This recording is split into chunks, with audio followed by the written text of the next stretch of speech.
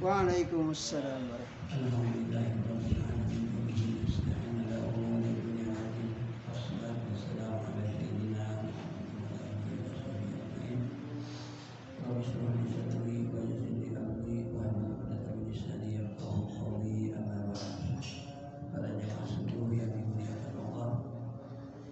Pertama-tama marilah kita panjatkan puji syukur kehadirat Allah Subhanahu wa taala yang pada kesempatan pagi ini Allah masih banyak memberikan nikmat kepada kita, nikmat iman, nikmat Islam serta nikmat sehat walafiat sehingga kita pada kesempatan ini dapat melakukan atau mengerjakan sholat pada subuh secara berjamaah, kemudian melanjutkan dengan membaca hadis.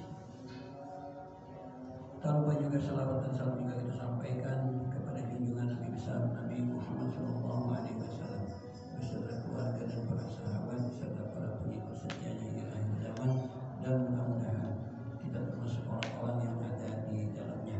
Amin amin ya rabbal alamin. Dan pada kesempatan ini sebagai pembukaan atau mukadimah yang sebagaimana biasa, di mana seseorang yang telah mengucapkan la ilaha illallah maka di akhir hayatnya mengucapkan la ilaha, maka ia akan masuk surga. Karena yang paling penting dalam kehidupan ini, la ilaha illallah, tidak ada yang berhak disembah selain Allah. Kemudian Nabi Muhammad adalah utusannya, dan kita wajib mengeluarkan makhluk-makhluk yang ada di dalam hati kita atau huruf-huruf yang di dalam hati kita. Kemudian kita hanya memasukkan kepada Allah Subhanahu wa taala dalam hati kita agar kita tidak musyrik dan kita tidak mudah munafik. Dan insya Allah kalau kita sudah bersikap seperti ini, insya Allah Islam akan jaya di Indonesia, khususnya akan jaya di seluruh alam. Mari kita membaca hadis yang ketujuh.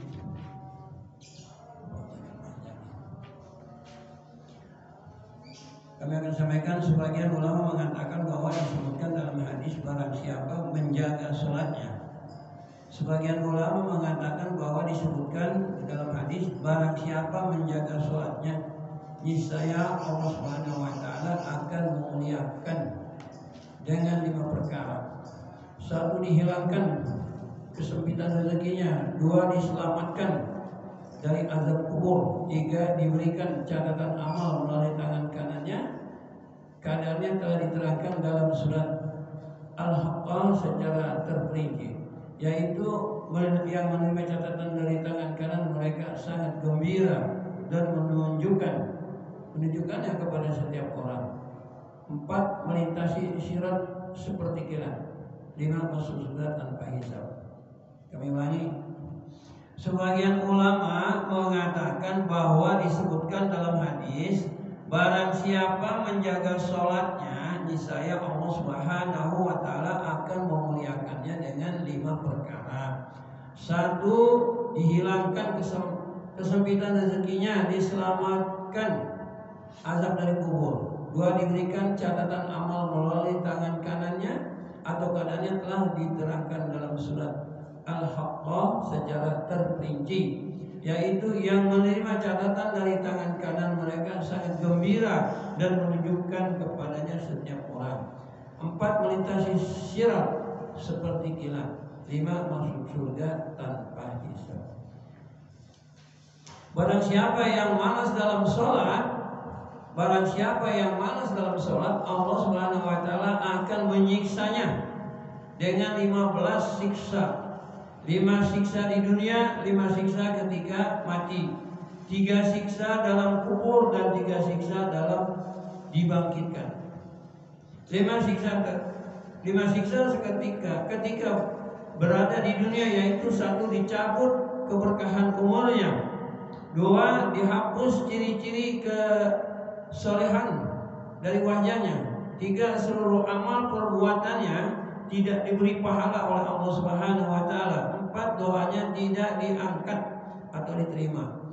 5, tidak mendapat bagian dari doa orang yang soleh.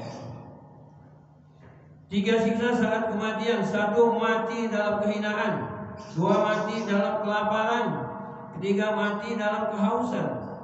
Walaupun diminumkan kepada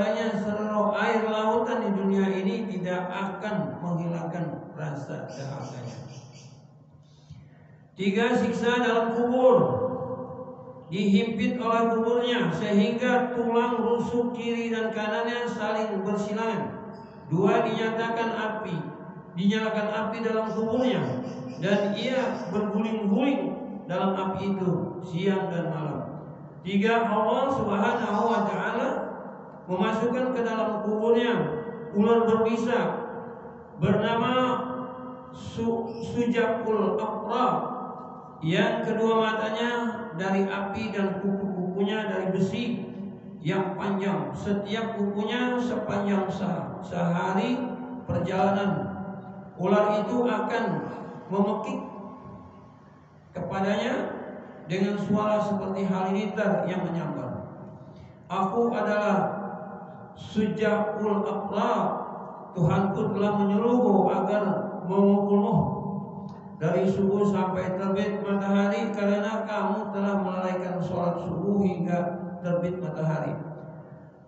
Memukulmu dari zuhur sampai asar sebab kamu telah melalaikan sholat zuhur sampai asar. Memukulmu dari asar sampai maghrib sebab kamu telah melalaikan sholat asar sampai maghrib. Memukulmu dari maghrib sampai isya karena kamu telah melalaikan sholat maghrib sampai isya. Memukulmu dari isya sampai subuh karena kamu telah melalaikan sholat isya sampai subuh. Setiap pukulan akan membenamkannya ke tanah sedalam 70 hasta. Dia terus disiksa seperti ini dalam kuburnya sampai hari kiamat. 3. Siksa pada hari kebangkitan, yaitu 1. Dihisab dengan sangat berat. 2. Dimurkai oleh Allah Subhanahu wa taala. 3. Dilemparkan ke dalam neraka. Semua berjumlah 14. Yang 1 tidak disebutkan oleh pelangi. Riwayat lain menyebutkan barang siapa melalaikan sholat. Riwayat lain menyebutkan barang siapa melalaikan sholat, ia akan datang pada hari kiamat dan tertulis di wajahnya 3 baris tulisan, yaitu baris pertama, wahai orang yang menyia-nyiakan hak Allah.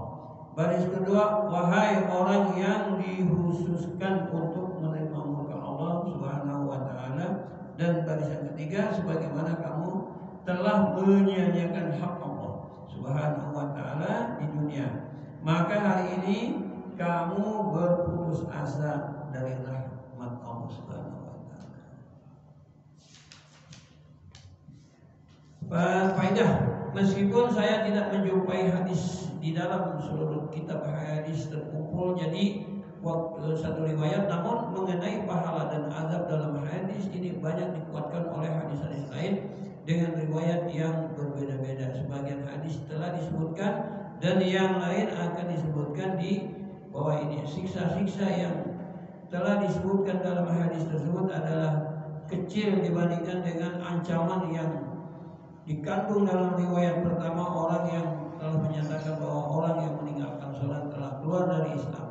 Yang pasti apapun siksa yang telah disebutkan atau yang akan disebutkan adalah merupakan balasan orang yang semestinya mereka terima dari perbuatannya. Akan tetapi walaupun mereka berhak mendapatkan siksa, peluang untuk bisa diampuni masih ada Allah Subhanahu wa taala.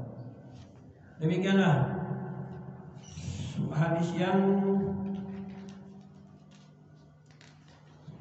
ketujuh ini menyampaikan seperti ini. Mudah-mudahan kita bisa paham dengan hal sholat, dan barang siapa yang meninggalkan sholat azabnya sangat pedih.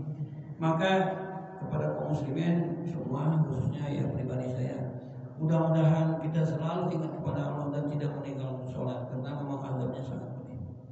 Inilah yang bisa saya sampaikan pada kesempatan ini. Mudah-mudahan kita bisa mengamalkannya dan menyampaikannya kepada yang lainnya agar benar-benar Islam menjadi jaya di Indonesia dan di seluruh alam. Halaman berapa? Mari kita tutup Halaman berapa? Kita subhanallah bihamdihi subhanallah bihamdihi asyhadu an la ilaha illa anta astaghfiruka wa atubu ilaik. Assalamualaikum warahmatullahi wabarakatuh. Halaman berapa itu? 272. 272.